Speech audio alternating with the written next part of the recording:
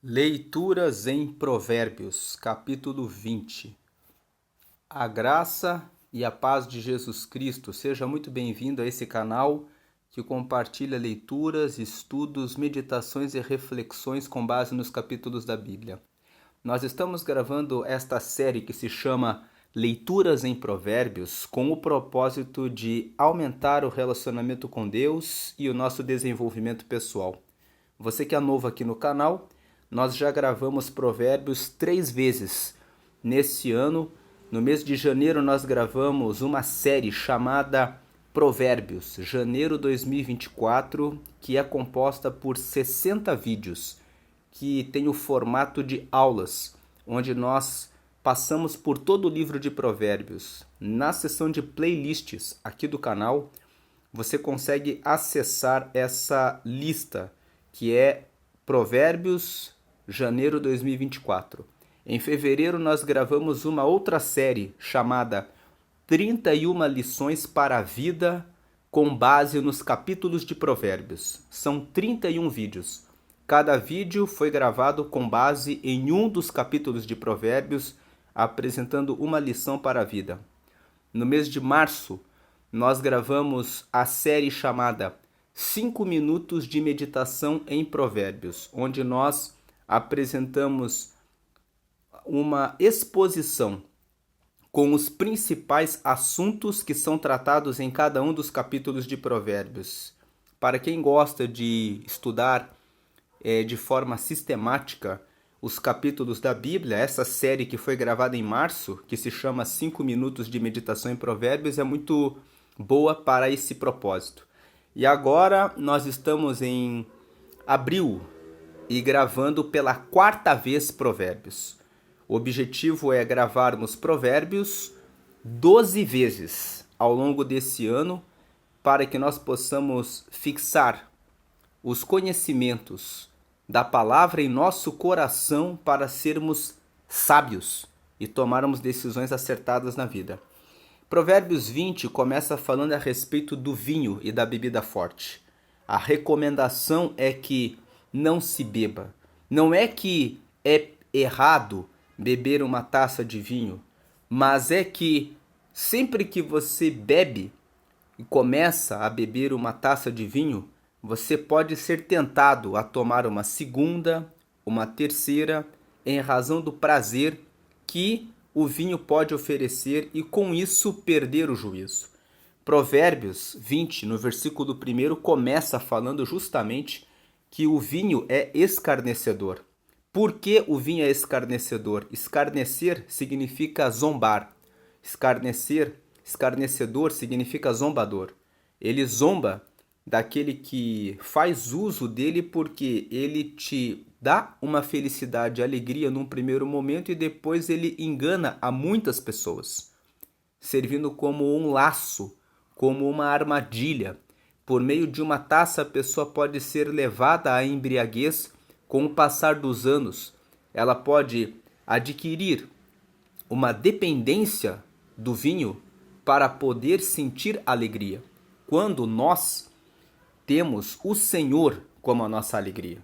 O Senhor nos proporciona tanta alegria, felicidade, realização, porque Ele nos responde, porque Ele está conosco, que nós não dependemos disso, não só do vinho, como também do excesso de comida, do excesso de açúcar, doces, bolos, salgados, que são coisas que levam muitas pessoas à dependência. Então o vinho é escarnecedor e a bebida forte, alvoroçadora. Por que a bebida forte é alvoroçadora? Você bebe um whisky, você bebe uma vodka e você fica com o seu corpo aquecido, você fica agitado, você fica agitada, fica alvoroçado, alvoroçada, perde a percepção da realidade.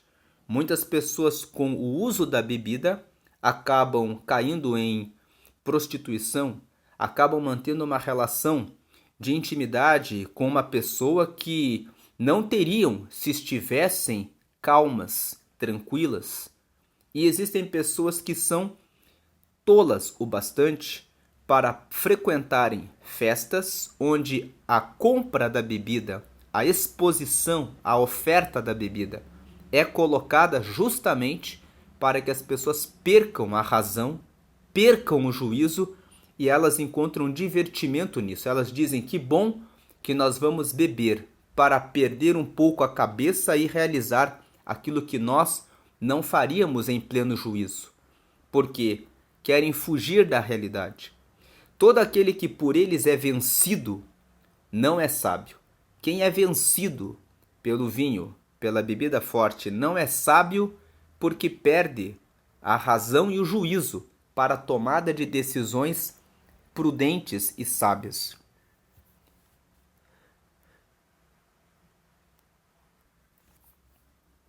Aqui em Provérbios, no capítulo 23, nós lemos a partir do versículo 29, para quem são os ais? Para quem os pesares?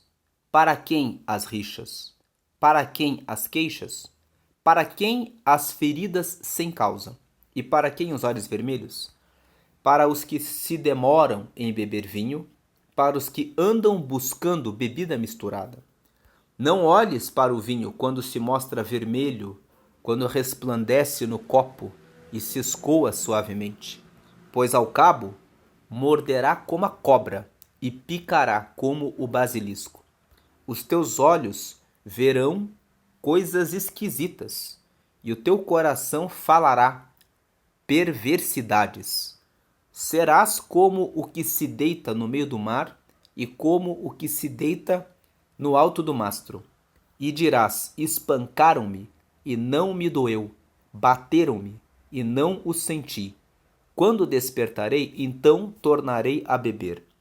Nesses versículos nós vemos o que o uso do vinho e da bebida misturada provocam na pessoa. A pessoa fica com seus olhos vermelhos, ela fica vendo coisas esquisitas, começa a dizer coisas que não diria se estivesse no seu pleno juízo. E nós que estamos lendo Provérbios, temos visto em tantos capítulos o conselho, a recomendação do cuidado com aquilo que nós falamos, com aquilo que nós dizemos. Quando uma pessoa usa o vinho e a bebida forte, ela perde a razão em relação ao que ela fala.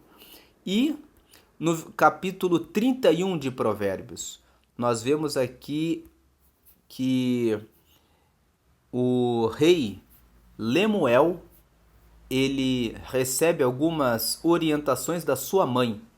E ele coloca aqui o que a mãe dele, do rei Lemuel, ensinou a ele. Vemos aqui palavras do rei Lemuel de Massá, as quais lhe ensinou sua mãe. Que te direi, filho meu, ó filho do meu ventre? Que te direi, ó filho dos meus votos? Não des às mulheres a tua força, nem os teus caminhos às que destroem os reis. Versículo 4. Não é próprio dos reis, ó Lemuel, não é próprio dos reis beber vinho, nem dos príncipes desejar bebida forte. Versículo 5. Para que não bebam e se esqueçam da lei e pervertam o direito de todos os aflitos. Versículo 6. Dai bebida forte aos que perecem e vinho aos amargurados de espírito. 7. Para que bebam e se esqueçam da sua pobreza e de suas fadigas não se lembrem mais. Então aqui a mãe do rei Lemuel fala nos versículos 4, 5, 6 e 7 que a bebida não é própria daqueles que governam, daqueles que são príncipes. Sabemos que nós somos os governantes da nossa vida.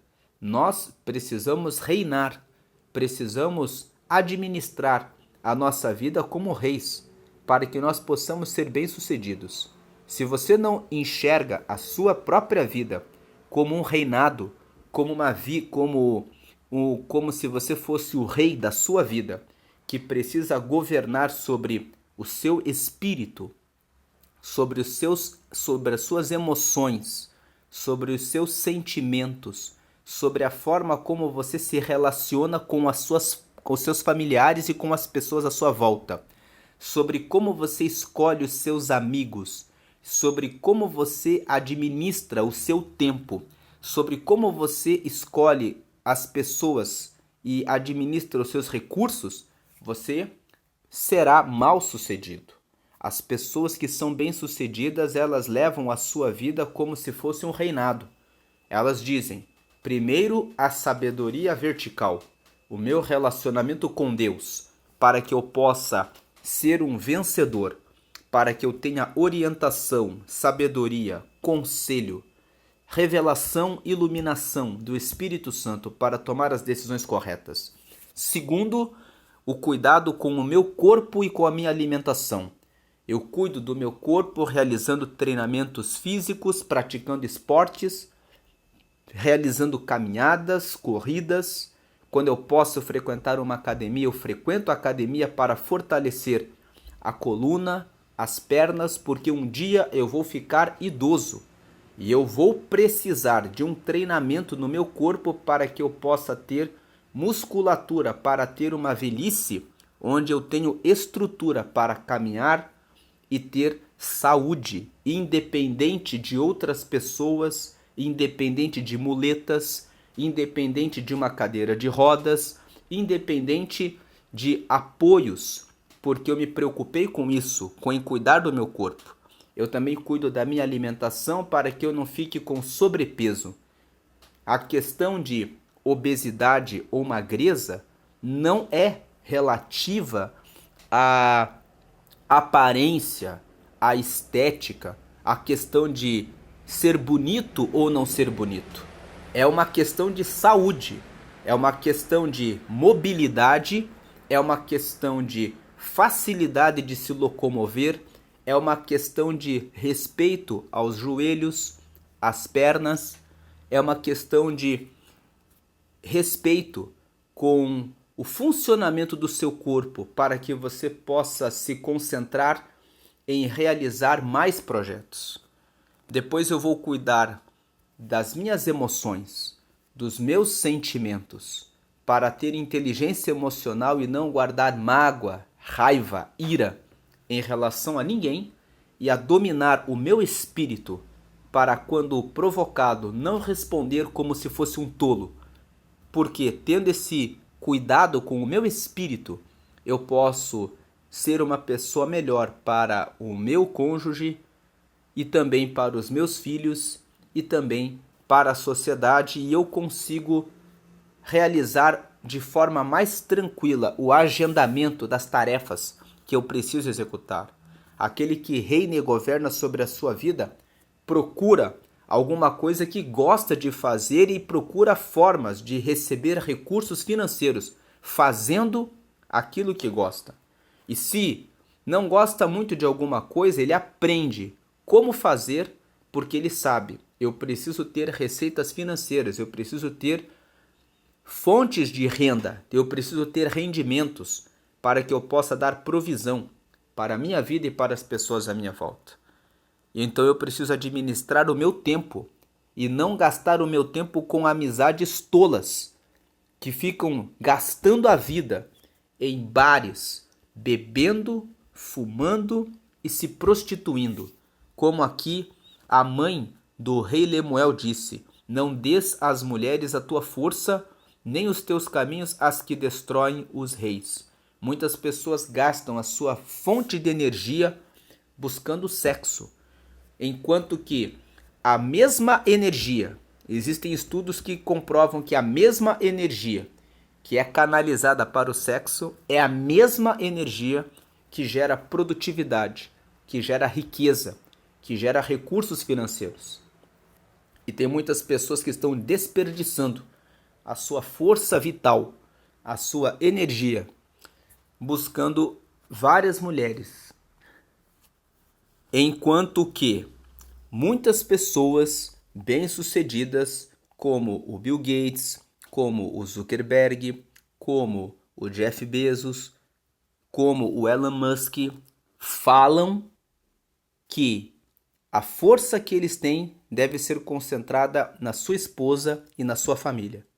Veja que essas pessoas não falam a respeito da Bíblia, Mas todas elas, apesar de não falarem da Bíblia, falam que a força do homem e a sua energia deve estar concentrada em produtividade e na valorização de uma única mulher, para que possam formar os seus caminhos, para que possam erguer impérios e construir reinados.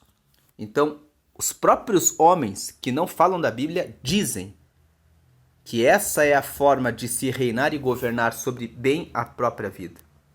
Voltando para Provérbios 21, nós vimos aqui então que Provérbios 20 aliás, né, o versículo 1, que o Provérbios 20 ele é complementado por Provérbios 23, versículos 29 até o final, e pelo capítulo 31, dos versículos 4 até o versículo 7. Versículo 2. Como o bramido do leão é o terror do rei, o que lhe provoca a ira peca contra sua própria vida. Imagine que você tem um líder, um chefe, um superior, que é aquele que está governando, que está exercendo poder. Quando ele fala aqui que como o bramido do leão é o terror do rei, o rei aqui é uma pessoa que ocupa um cargo de liderança que está acima de você. Aquele que provoca o seu superior, aquele que provoca quem está acima de si, só pode ser um tolo, porque vai errar contra a própria vida. Parece que é uma coisa tão óbvia, mas não é tão óbvio quando nós observamos o cotidiano. Existem muitas pessoas que trabalham em empresas e que respondem os seus superiores e que distratam as pessoas que ocupam os cargos de liderança e chefia na hierarquia. E existem muitas pessoas que toleram durante um certo tempo que essa pessoa seja mal educada, desrespeitosa, mas sempre chega no final a conta da fatura. A demissão, ela logo vem. A advertência, a punição, o desconto na remuneração, o rebaixamento do cargo ocupado dentro da empresa, sempre acontece a consequência daquele que não domina a sua ira, não domina a sua raiva e fala o que é indevido para aquele que lhe é superior. Domine sobre o seu espírito. A prática do esporte e a comida e a alimentação com a comida adequada também são fatores que contribuem para o equilíbrio das suas emoções. Quando você come açúcar em excesso, o seu corpo fica inflamado e isso também ocorre, ou também provoca, altera um pouco do funcionamento da sua resposta emotiva e cerebral. Então, cuidar da alimentação e da prática esportiva são formas de aliviar o estresse e a tensão, prevenir depressão e ansiedade, trazer resposta sobre o seu corpo e isso contribui para a performance no trabalho. Versículo 3. Honroso é para o homem o desviar-se de contendas, mas todo o insensato se mete em rixas. Quando você vê vizinhos, pessoas entrando em contenda, em conflito, se não diz respeito a você, não se intrometa. Se você tem força e estrutura suficiente para separar pessoas que estão em uma briga, você tem treinamento para isso, então é bom separar pessoas para impedir que elas se machuquem. Mas se você não tem preparo, não tente fazer aquilo que você não tem condições de fazer. Chame, ligue para a polícia, telefone para alguém que possa fazer alguma coisa. Se você pode usar a sua voz e dizer para que as pessoas parem de praticar aquele ato, de ficarem em rixa, então diga, parem de fazer isso. Mas cuide da sua vida. Existem muitas pessoas que já tentaram apartar outras pessoas que estavam brigando e acabaram sendo alvejadas. Algumas pessoas perdem a vida por causa disso. Então, você precisa cuidar de você antes de cuidar dos outros. A Bíblia diz assim: ama o teu próximo como a ti mesmo. Você não quer que as pessoas se machuquem. Você não quer que as pessoas se envolvam naquela contenda. Mas está além das suas forças poder parar aquela ação. Faça isso apenas pelo seu filho, pela sua família, por pessoas que realmente fazem parte da sua família. Porque se você não fizer, você vai depois sentir que você não fez o que você poderia ter feito. Mas, com exceção dessa situação, tome cautela em relação a se intrometer em contendas e em rixas que são de outras pessoas que não tem nada a ver com você. Se você tem treinamento, faça, mas se não tem, não faça. Versículo 4. O preguiçoso não lavra por causa do inverno, pelo que na cega procura e nada encontra. O versículo 4 fala que é mais uma vez falando a respeito do preguiçoso, né? O preguiçoso ele sempre encontra uma desculpa. Lá em Provérbios, no capítulo 6, nós vemos que existe uma recomendação. Provérbios capítulo 6 aqui, nós vemos que no versículo 6, vai ter com a formiga o preguiçoso, considera os seus caminhos e sê sábio. Não tendo ela chefe, nem oficial, nem comandante, no estio prepara o seu pão, na cega junta o seu mantimento. Ó preguiçoso, até quando ficarás deitado? Quando te levantarás do teu sono? Um pouco para dormir, um pouco para tosquenejar, um pouco para encruzar os braços em repouso, assim sobrevirá a tua pobreza como ladrão e a tua necessidade como homem armado. Esse texto nos mostra que o preguiçoso é aquele que se conforma com a situação que ele vive atualmente. O preguiçoso, ele atinge um patamar em que ele tem comida, bebida, roupa e a sua casa e ele diz que já está bom. Ele não pensa em aumentar a sua produtividade, em comprar uma nova casa, em comprar um novo carro, em aumentar as suas riquezas e a sua condição. Acontece que quando o preguiçoso toma a decisão de ficar encruzando os braços e de se contentar com a estabilidade, a inflação sempre corrói o valor do dinheiro. E se ele não encontra outras formas de obter riquezas, ele acaba sendo surpreendido pela fome. Em um dado momento, os recursos que a pessoa recebe não serão mais suficientes para sustentar o padrão de vida que você tem. Muitos jovens, quando são muito jovens, não pensam em fazer uma reserva, não pensam em fazer investimentos, não pensam que um dia vão ficar velhos e que o plano de saúde custa mais caro quando você está com mais idade, que tudo é mais difícil e que se você tem recursos e investimentos e sempre busca obter riquezas, aumentar a sua produtividade, criar uma empresa, aumentar o seu negócio, você vai poder dispor de comodidades e de conforto quando você estiver na sua velhice. Se você é jovem, nunca pensou em guardar recursos financeiros e gasta tudo com carros, troca de telefones celulares todo ano, ou a cada vez que surge um novo modelo, em razão de vaidade, você está perdendo a sua força e a sua energia para o futuro. Ser preguiçoso não é ficar totalmente sem fazer nada. Quando você se acomoda, quando você fica no campo da estabilidade e pensa que o que eu ganho é suficiente, dá certinho para eu pagar as minhas contas e eu não fico devendo nada para ninguém, isso já está bom, você corre o risco de, no futuro, passar por situações difíceis. Versículo 5. Como águas profundas são os propósitos do coração do homem, mas o homem de inteligência sabe descobri-los.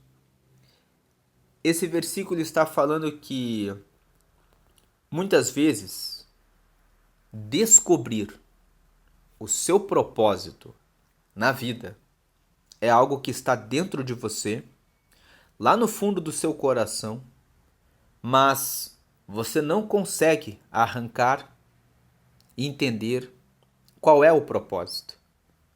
Por isso que o versículo 5 fala que como águas profundas são os propósitos do coração do homem.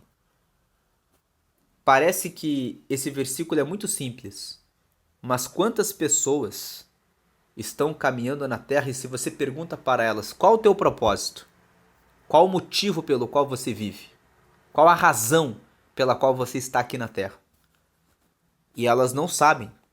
Muitas pessoas dizem: o meu propósito é cuidar dos meus filhos. Os teus filhos não são você. Qual é o teu propósito? É claro que todos os pais têm o dever de cuidarem bem dos seus filhos, formarem os seus filhos para que sejam bons homens, boas mulheres. Mas qual o teu propósito? E o versículo 5 nos fala: como águas profundas são os propósitos do coração do homem, mas o homem de inteligência sabe descobri-los.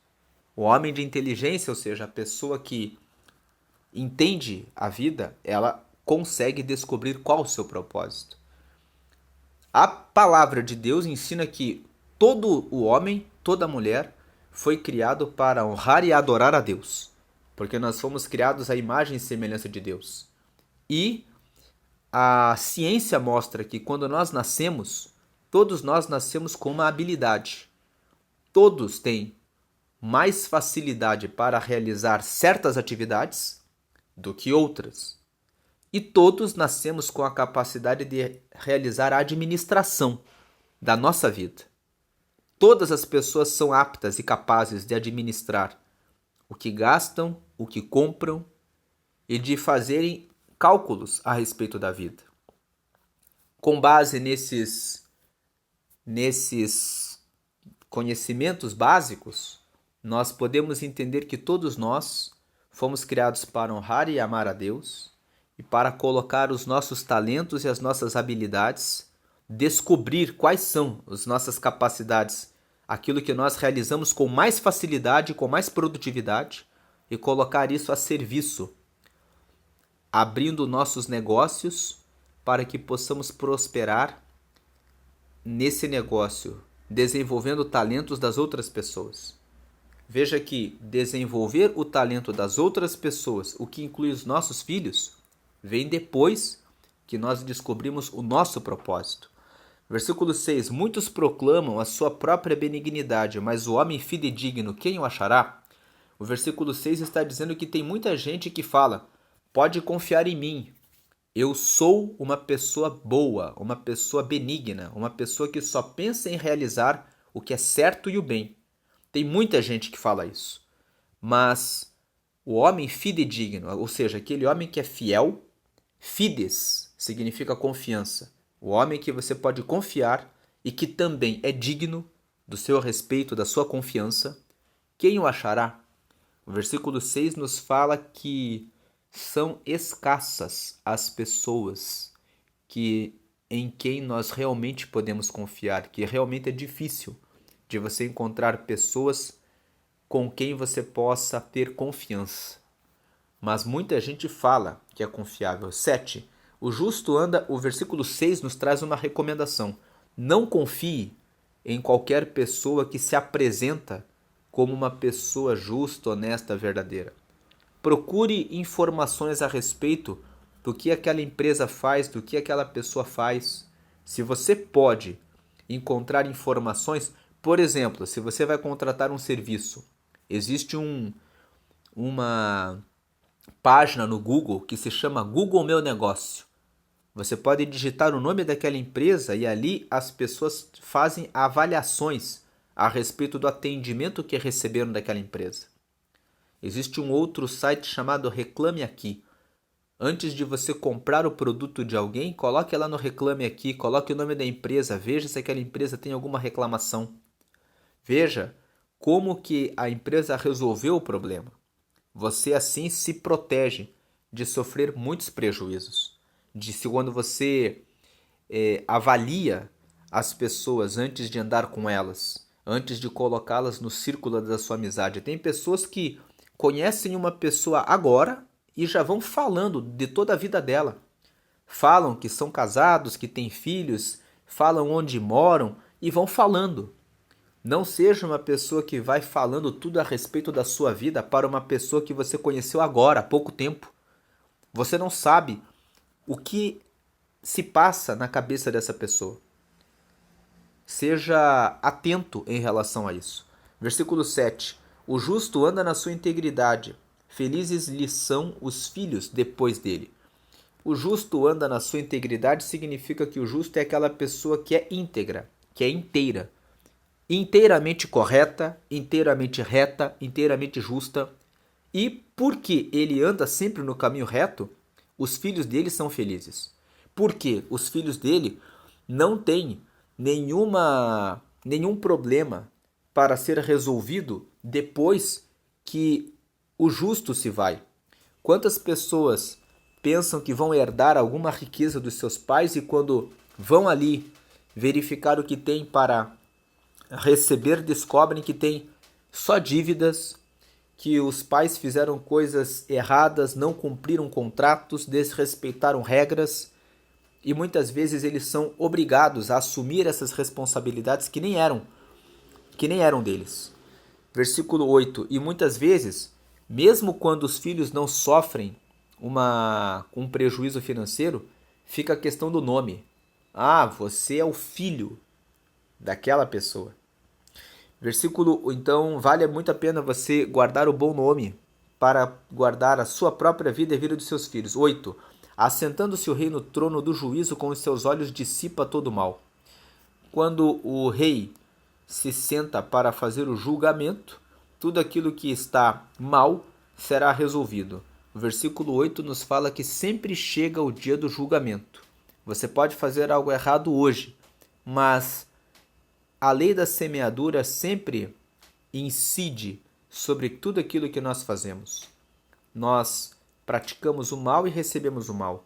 Lá em Provérbios, no capítulo 11, aqui no capítulo 11, veja Provérbios 11, no último versículo está escrito assim: se o justo é punido na terra, quanto mais o perverso e o pecador. Então, Provérbios 11, 31 nos ensina que o justo sofre a punição daquilo que faz de errado. Muito mais o perverso e o pecador vão receber as consequências daquilo que fazem de errado. Versículo 9. Quem pode dizer, purifiquei o meu coração, limpo estou do meu pecado? Versículo 9 nos mostra que nós somos pecadores. Ninguém pode dizer que é limpo, que está realmente santo. Lá em 1 João, no capítulo 1, está escrito no versículo 8 que se nós dissermos que não temos pecado, fazemos de Jesus um mentiroso. E todo aquele que diz que não tem pecado é mentiroso, porque nós temos pecado. Está em 1 João, no capítulo 1, nos versículos 8 e 9. Nós precisamos ter um advogado diante do Pai, que é Deus, para nos justificar. E esse advogado é Jesus, como está escrito em 1 João, no capítulo 2, que sabemos que se pecarmos, temos um advogado junto do Pai, Jesus Cristo o justo. É Ele que nos purifica de todo pecado. Versículo, e você que ainda não recebeu Jesus como Senhor e Salvador da sua vida, faça a seguinte oração: Senhor Jesus, eu te recebo, eu te aceito como meu único Senhor e Salvador. Escreve o meu nome no céu, no livro da vida, e me marca com o teu Espírito Santo, me batiza com o Espírito Santo até para te seguir até a eternidade. Faça essa oração e você vai estar recebendo Jesus como teu Senhor, ou seja, é Ele que vai governar e reinar a sua vida. Você vai estabelecer uma conexão com Deus e vai receber a sabedoria vertical, a sabedoria em que você liga você aqui na terra com o céu. E você recebe ele como Salvador porque ele morreu na cruz e o sangue dele nos purifica de todo pecado. Ele nos justifica do pecado.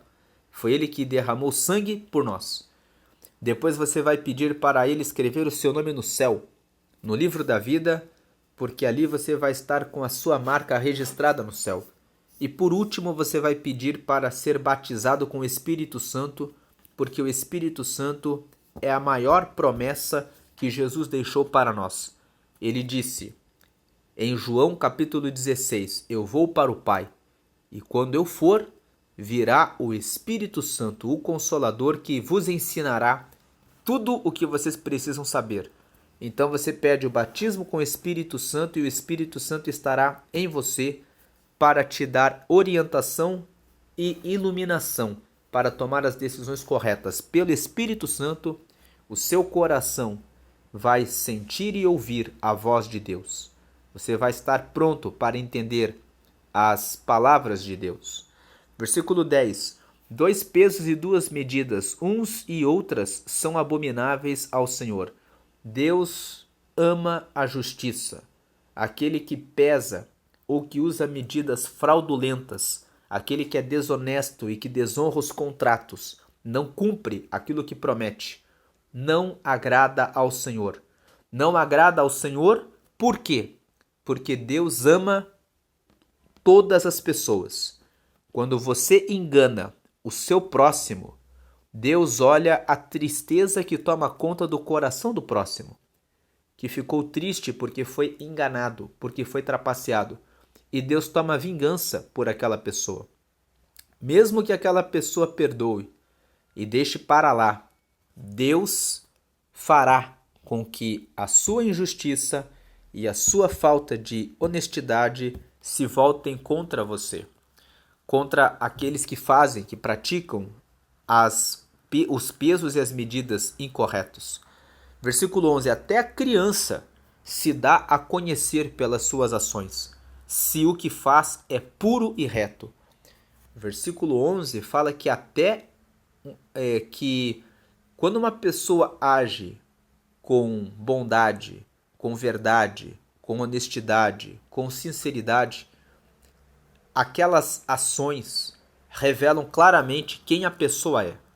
Até quando você olha para uma criança, você já percebe qual é a inclinação que aquela criança tem.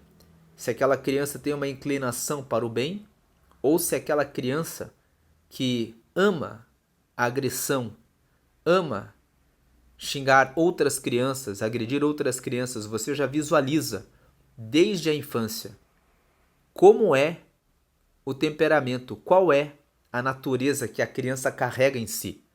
Você consegue perceber isso.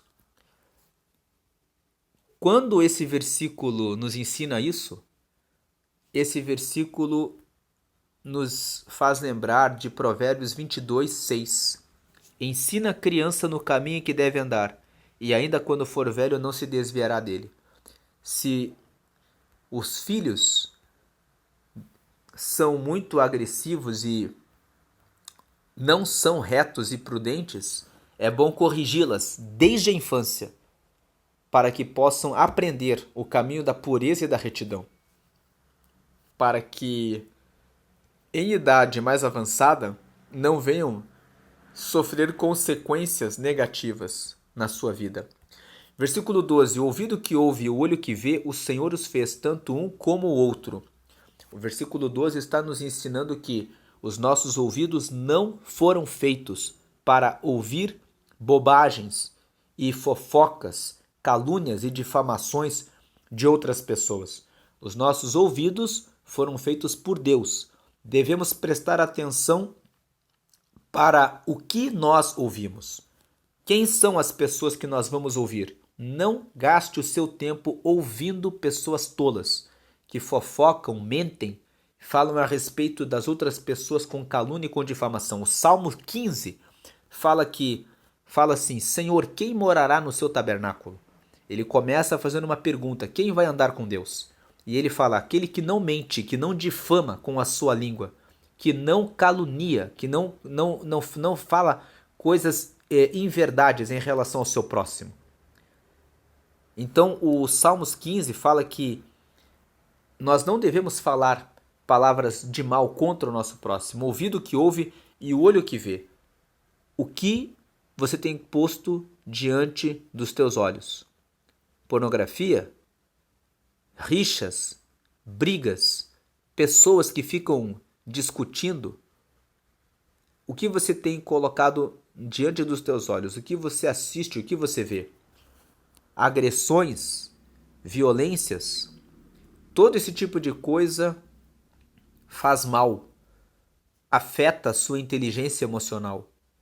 Muitas pessoas que lá nos Estados Unidos existem aqueles crimes em que a pessoa pega uma arma, vai para uma escola, vai para um local público e de repente começa a atirar em todas as pessoas. Fazendo estudos com essas pessoas, muitas delas eram pessoas que ficavam jogando jogos de violência, agressão e ficaram expostos tantas horas a esse tipo de conteúdo que passam a confundir a realidade com aquilo que é virtual. Preste atenção em quanto tempo você deixa o seu filho na frente da tela de um celular. Preste atenção e veja o que ele assiste.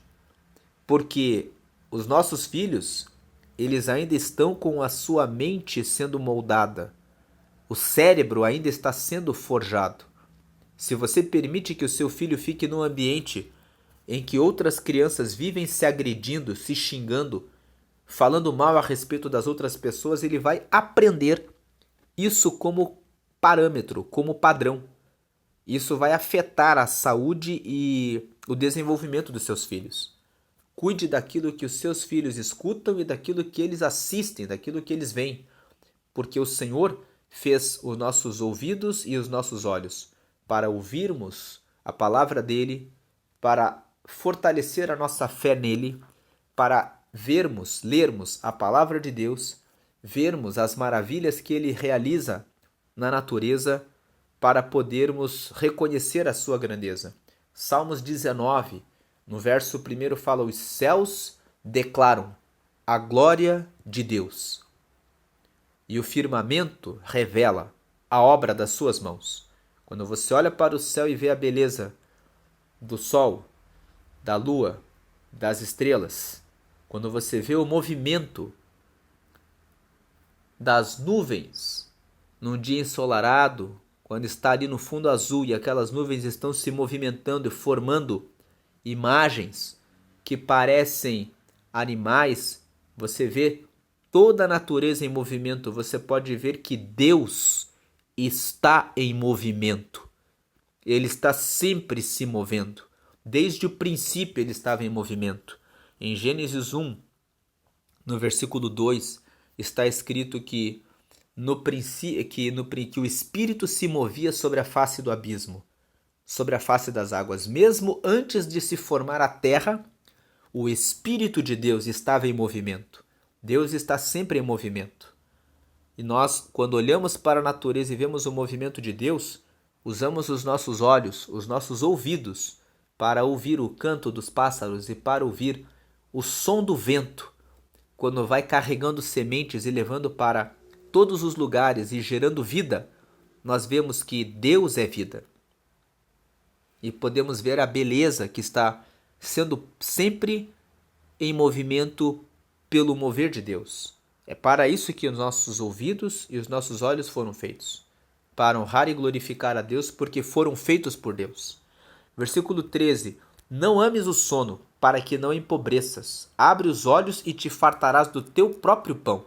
Já falamos a respeito disso quando comentamos aqui o versículo 4, que fala que o preguiçoso não lavra por causa do inverno. O preguiçoso sempre encontra uma desculpa. Uma das desculpas que o preguiçoso pode dizer é: já está bom o que eu tenho.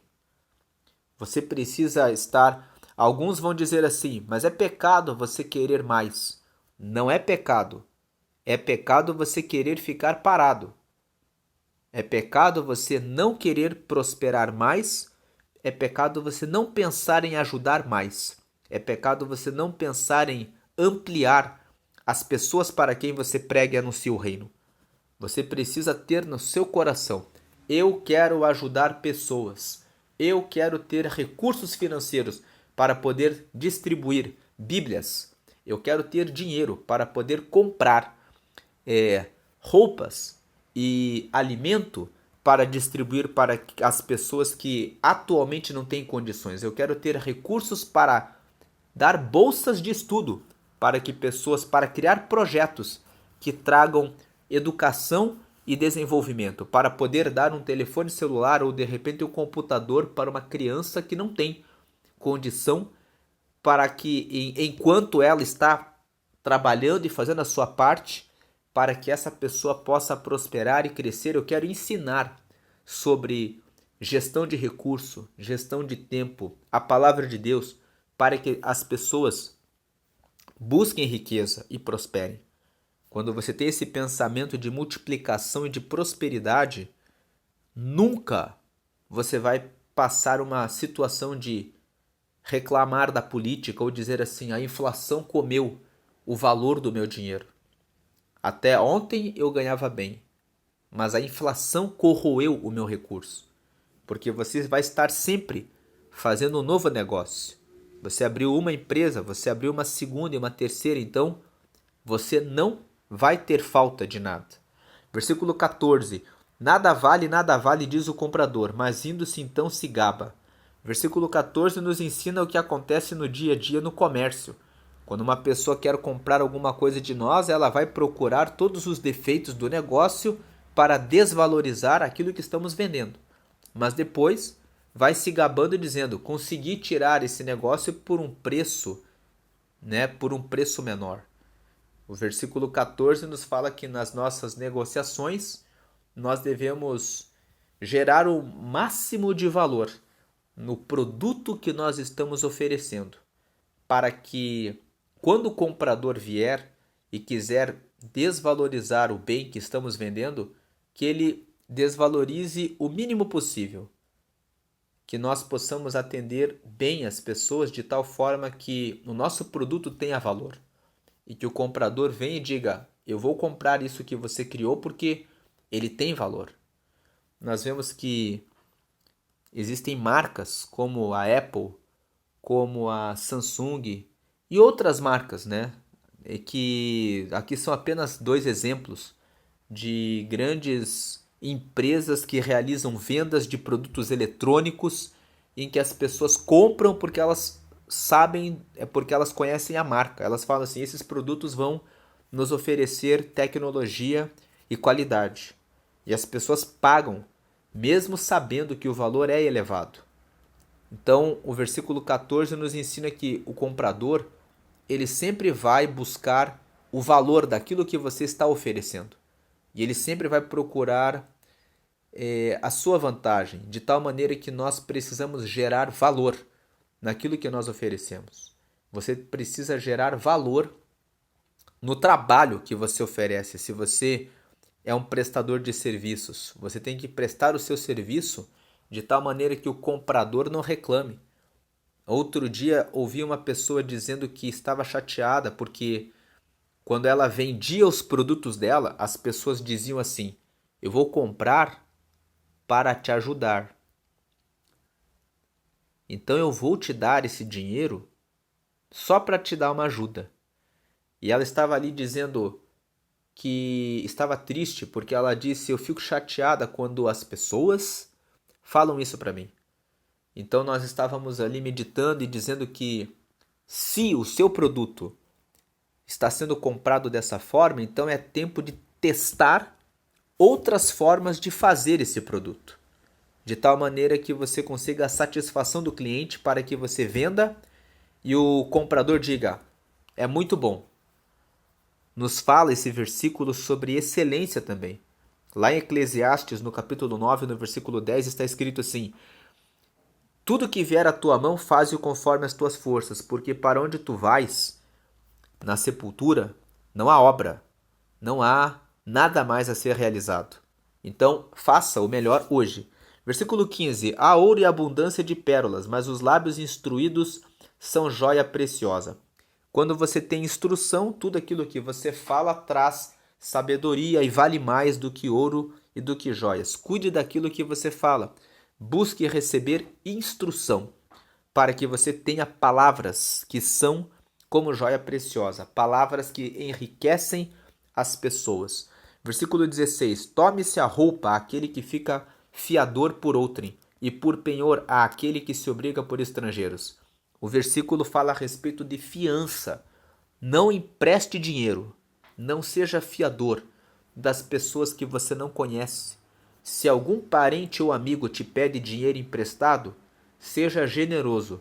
Você dá o dinheiro para a pessoa e diz: receba isso como uma oferta para a sua vida. Lá em Provérbios, no capítulo 11, no versículo 25, está escrito assim: a alma generosa prosperará, e quem dá a beber será descedentado.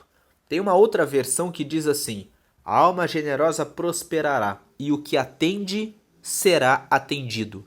Aqui essa versão colocou: e o que dá de beber também vai ter a sua sede saciada depois. Mas a ideia é a de que quando você ajuda o próximo, você vai ser ajudado, você vai também receber ajuda. Voltando para Provérbios 20, no versículo 17: suave é ao homem o pão ganho por fraude, mas depois, a sua boca se encherá de pedrinhas de areia. Fala sobre a vantagem da desonestidade. Você ganha o dinheiro fácil agora, mas depois vem a conta, vem a fatura. Voltando no versículo 16, talvez você pense assim: mas eu não posso dar o dinheiro para o meu parente, para o meu familiar, porque eu também preciso. Então diga claramente: eu não posso te emprestar, eu não posso te ajudar nesse momento. Mas não empreste. Se você não tem, às vezes a pessoa te pede 10, mas você só tem 1. Ou você tem os 10, mas você não quer emprestar os 10, não quer dar os 10. Então diga para essa pessoa o seguinte: eu vou te dar 1, não vou te emprestar 10, mas eu vou te dar 1. E agora você peça para outras pessoas o que falta para você completar aquilo que você precisa, para que você receba o valor e resolva essa situação. É melhor você dar do que você emprestar. Quando você dá, você está sendo generoso e você não abre oportunidade para depois ficar com mágoa ou raiva ou expectativa de que a pessoa vai devolver a você alguma coisa. E se você resolver ser fiador de alguém, seja fiador se você tem recursos para bancar totalmente a conta que você está afiançando e esteja reserva no teu coração que você não vai ter nenhuma mágoa e nenhuma dor por ter assumido essa fiança, que você está disposto a pagar o preço por essa pessoa. Aí sim, você não terá decepção futura ou sofrimento por essa decisão. Versículo 18: os planos mediante os conselhos têm bom êxito, faze a guerra com prudência. Versículo 12 fala a respeito da necessidade de buscarmos conselhos. Quando nós meditamos em Provérbios, no capítulo 9, nós falamos que a sabedoria ela tem 7 colunas. As 7 colunas são a instrução, o conselho, o conhecimento, a inteligência, o entendimento, o discernimento e a prudência. Nós falamos que a instrução é você sempre buscar informação a respeito das coisas da vida. Depois que você busca instrução, você quer resolver um negócio, você busca conselhos com pessoas que já fizeram aquilo que você está fazendo e com pessoas que têm capacidade de dar respostas para você a respeito daquela situação, a respeito daquele negócio. Quando você busca o conselho, você busca orientação de uma pessoa que já realizou aquilo que você quer fazer e que já sabe, tem experiência para dizer a você como fazer. Então, quando você cria um plano e você busca conselheiros, você tem várias pessoas que te aconselham, você tem chances de ter excelentes resultados, de ter êxito. Faze a guerra com prudência. A vida é uma guerra. Todos os dias nós temos batalhas a serem vencidas. Faze a guerra com prudência, em outras palavras, busque conselhos. 19. O mexeriqueiro revela o segredo, portanto não te metas com quem muito abre os lábios. Quem fala demais, em geral, não consegue segurar nada. Por falar demais, em algum momento ele vai revelar o teu segredo. Não confie a sua vida em pessoas que falam demais, pessoas que não têm equilíbrio. A pessoa que fala demais é uma pessoa que não tem equilíbrio emocional. A pessoa precisa ficar o tempo todo falando. Ela não tem tempo para meditar e pensar em fazer as coisas. Se você tem falado demais, preste mais atenção em relação a esse seu comportamento. Veja se você não precisa treinar a sua capacidade de concentração, de leitura, de criar um planejamento para que você faça as coisas, para que você seja mais produtivo. Quem fala muito, faz pouco.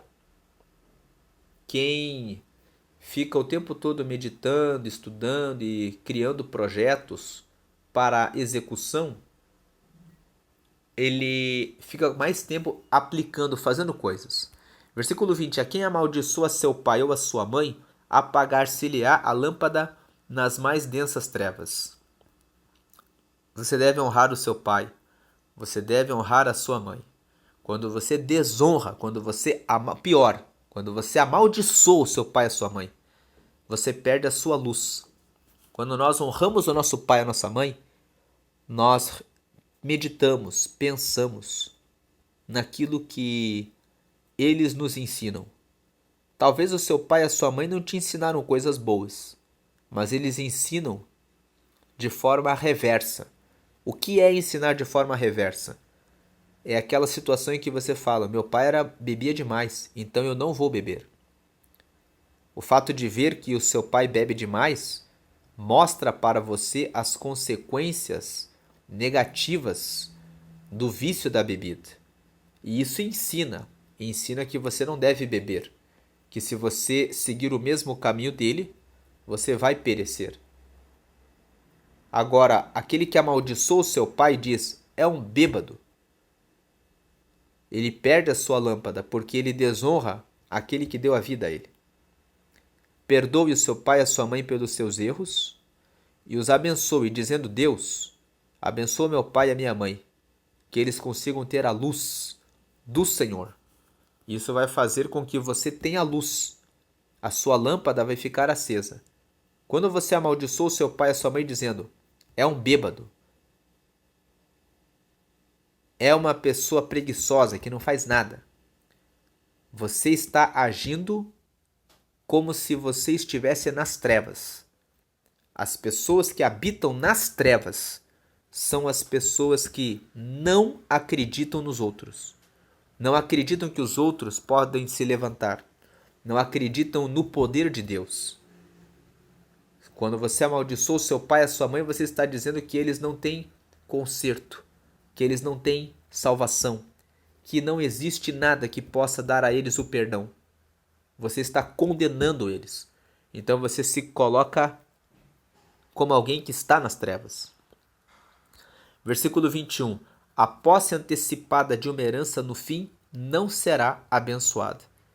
Em outras palavras, quando você quer as coisas antes do tempo, você não tem capacidade de administrar ainda aquilo que você quer, no final você acaba perdendo. Tudo tem o seu tempo determinado.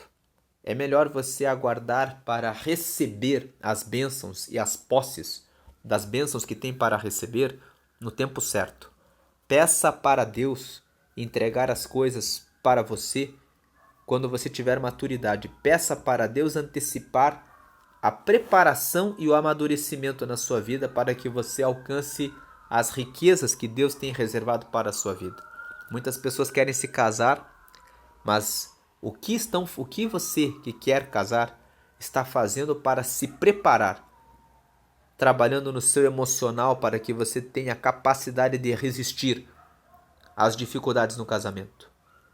Versículo 22, não digas, porque o casamento, ele é um desafio, onde duas pessoas que cresceram com conhecimentos diferentes, com culturas diferentes, em ambientes diferentes, com pessoas que fazem as coisas na casa, arrumam as roupas, preparam a alimentação de uma forma específica, que precisam agora reaprender a viver a vida com uma outra pessoa.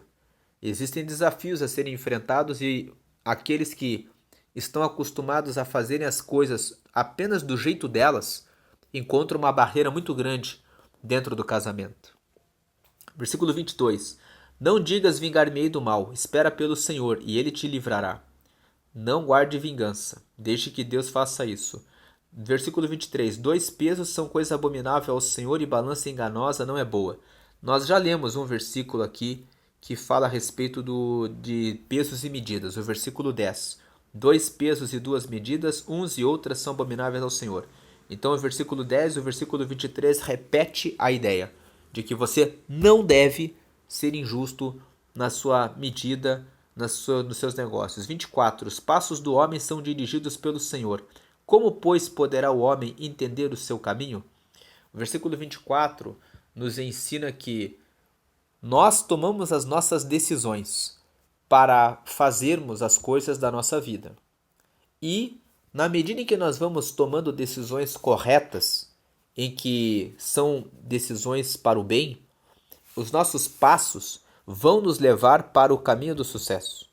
Mas na medida em que nós vamos tomando passos errados, os nossos caminhos, eles levam para a ruína e para a desgraça. Mesmo quando você toma toda a cautela para praticar a corrupção, o suborno, a trapaça e o engano, de tal maneira que você consiga prosperar, o Senhor é quem dirige os passos do homem. O próprio Senhor vai fazer com que no tempo certo você tropece, para que você pague as consequências de todas as trapaças e enganos que você cometeu contra o próximo. Por isso que o versículo 24 fala que os passos do homem são dirigidos pelo Senhor. Porque na medida em que você vai tomando os seus passos, você toma os seus passos com a sua projeção, com o seu pensamento, com aquilo que você projetou. Mesmo o criminoso, quando ele quer furtar, roubar, quando ele quer extorquir e enganar alguém, ele cria a história, a conversa, a forma como ele vai dar o golpe. Só que ele ganha muitas vezes muitas vantagens, mas de repente ele sofre um golpe. De repente ele perde todo o dinheiro que ele conseguiu num acidente que acontece com ele próprio ou com alguma pessoa que ele ama demais. De repente ele é descoberto pela polícia. De repente acontece um acidente gravíssimo e ele acaba parando no hospital. E aí a pessoa fica sem entender. Pratiquei o crime, enganei, e de repente sofre uma consequência danosa e ele pensa, como que eu fui ter esse azar? Esse azar, na realidade, não é um azar. A sorte e o azar não existem. Deus faz com que a sorte alcance as pessoas que estudaram, que trabalharam e que fizeram por merecer. E faz com que o azar venha como maldição sobre as pessoas que fazem as coisas erradas. Mas aí você deve estar perguntando, mas eu sou justo, eu vou na igreja, eu faço tudo e estou passando dificuldades. O que falta você fazer para reverter essa situação? Será que Deus não está querendo te chamar a atenção de alguma coisa que você ainda não está atento? Essa questão da preguiça que nós meditamos hoje, por exemplo, é uma questão que envolve muitos cristãos, que eles pensam, com base em Mateus capítulo 6, versículo 19, salvo engano, que fala, não ajunteis tesouros na terra, onde a traça e a ferrugem corroem, e onde os ladrões roubam e minam. E daí o versículo seguinte fala, mas ajuntai tesouros no céu, onde nem a traça nem a ferrugem corroem, e nem os ladrões roubam e nem minam. E muitas pessoas dizem assim, se eu já tenho o suficiente, por que eu vou pensar em avançar? Por que eu vou pensar em abrir uma segunda empresa, uma terceira? E eles pensam que é pecado você pensar em prosperar para ter mais do que já tem. Porque eles têm uma visão limitada. Eles pensam que a vida se refere apenas a cuidar de si e da própria família. Quando na verdade Deus trabalha o tempo todo. Quando você olha para a natureza, você vê que a manga, a macieira, todas as árvores, elas não têm limite. As sementes vão caindo na terra e você nunca vai ver um terreno cheio de mangas, cheio de árvores ali, dizendo: não vamos mais colocar semente porque o terreno já está todo ocupado. As sementes vão sendo lançadas e elas vão sempre prosperando e enriquecendo, e quanto mais árvores de manga há, mais pessoas podem ser alimentadas. E muitos cristãos não têm essa percepção de que Deus quer que você floresça. Mais empresas, mais empregos. Mais empregos, mais treinamentos. Mais treinamentos, mais riqueza. Mais riqueza, mais ofertas, mais dízimos, mais igrejas construídas, mais Bíblias distribuídas, mais pessoas sendo alcançadas para o reino de Deus. Nossa tarefa é expandir o reino de Deus.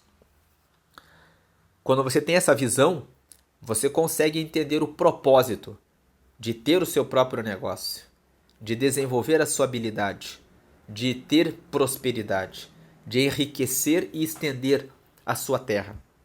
É para o Senhor, para a alegria sua, da sua família, porque quanto mais você prospera, mais você tem recursos, e também para a alegria do próprio Deus, do reino de Deus, das outras pessoas, de outras famílias, que você vai cuidar e que serão abençoadas e prósperas em razão da tua prosperidade e da tua multiplicação. Versículo 25: laço é para o homem o dizer precipitadamente é santo, e só refletir depois de fazer o voto. Versículo 25 nos fala sobre sermos prudentes em relação aos nossos julgamentos.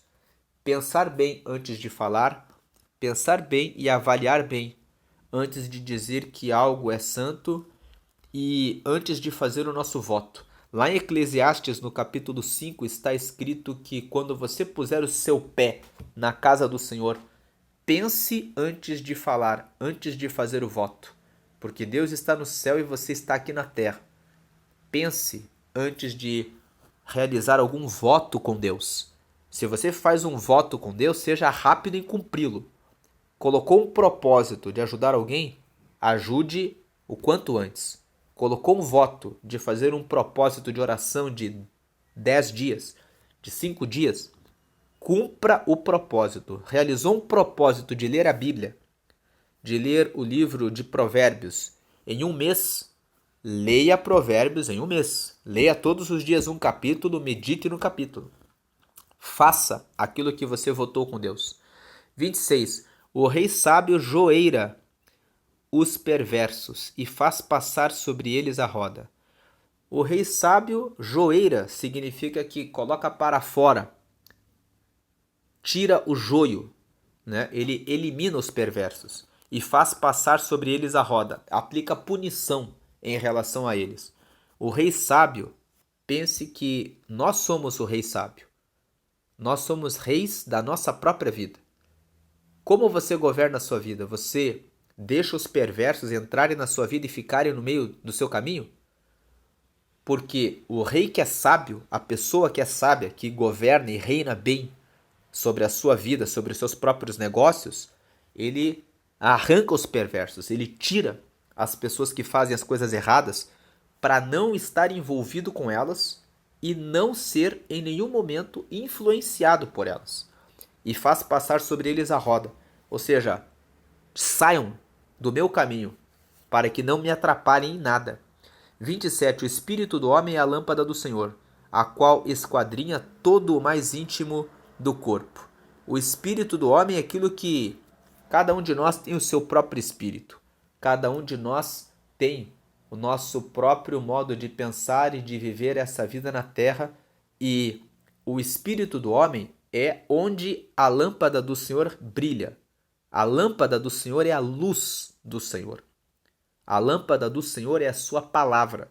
No Salmo 119, no versículo 105, está escrito que lâmpada para os meus pés é a tua palavra e luz para o meu caminho. A lâmpada do Senhor é a palavra do Senhor. O Senhor é a própria palavra.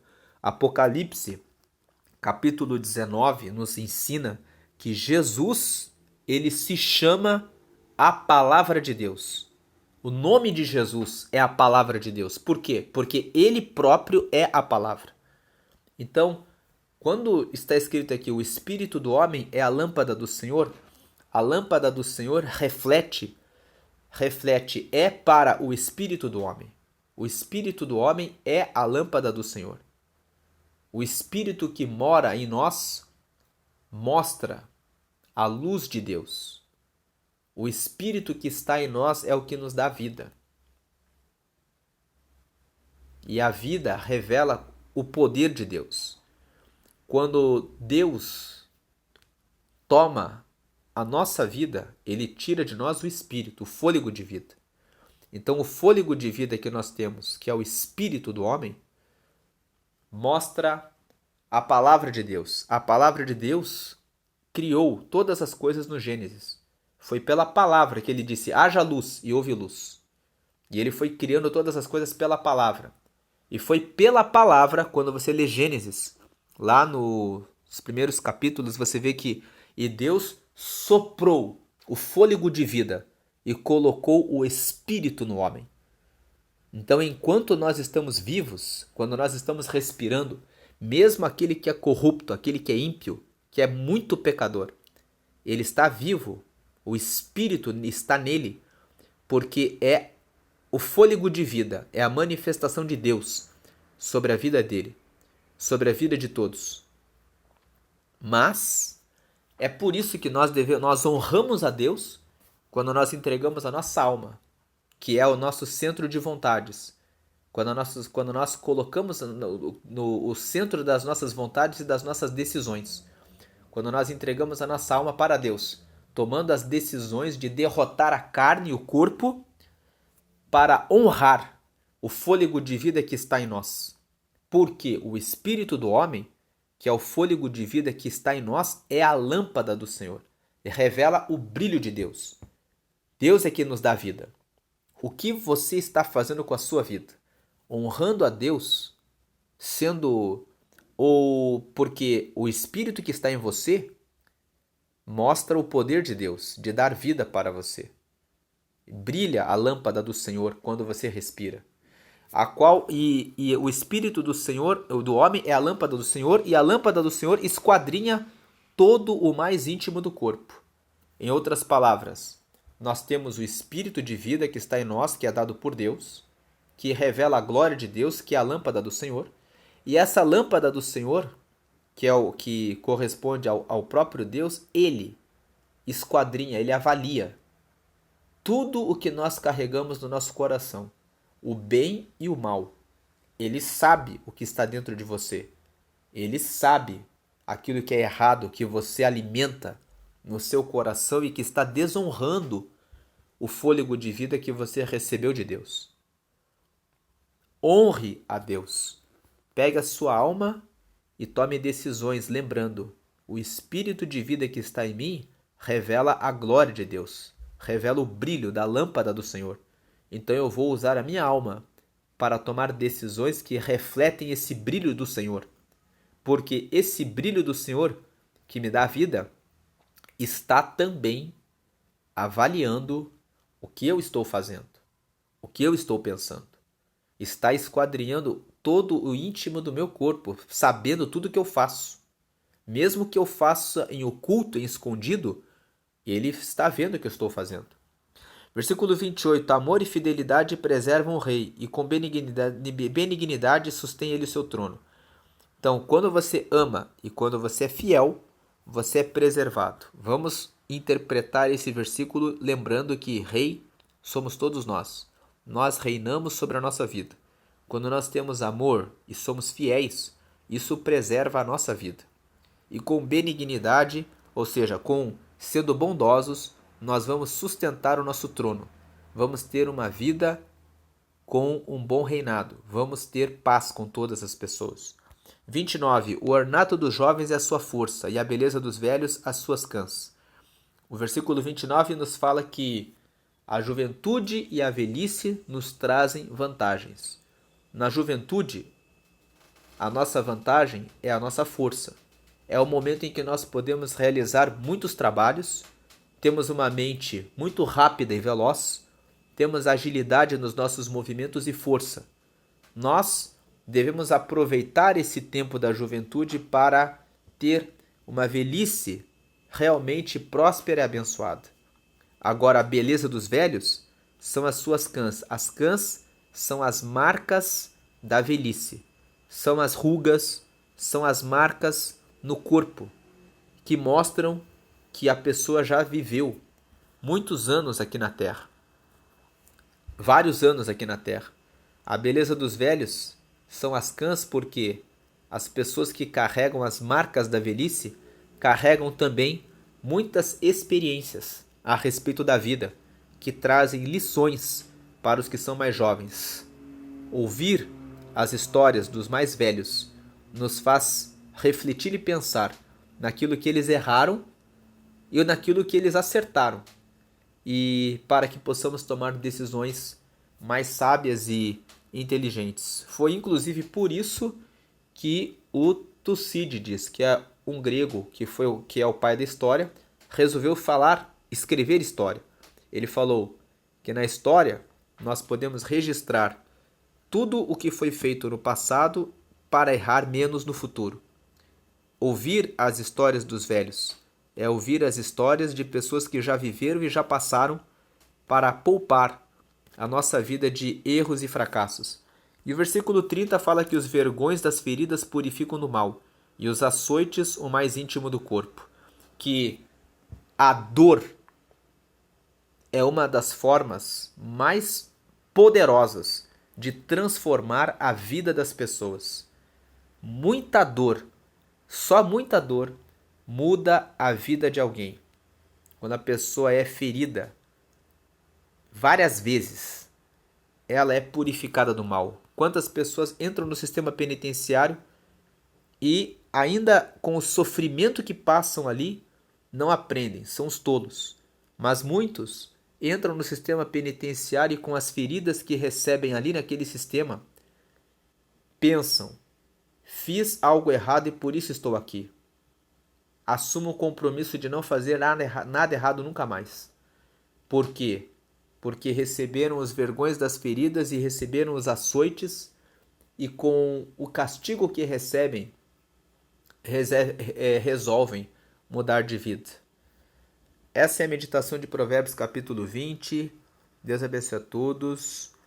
Curta esse vídeo, comente algum versículo que falou mais com você nessa meditação e compartilhe com as pessoas que você conhece e que precisam também, como eu, como você, crescer na graça e no conhecimento a respeito de Deus.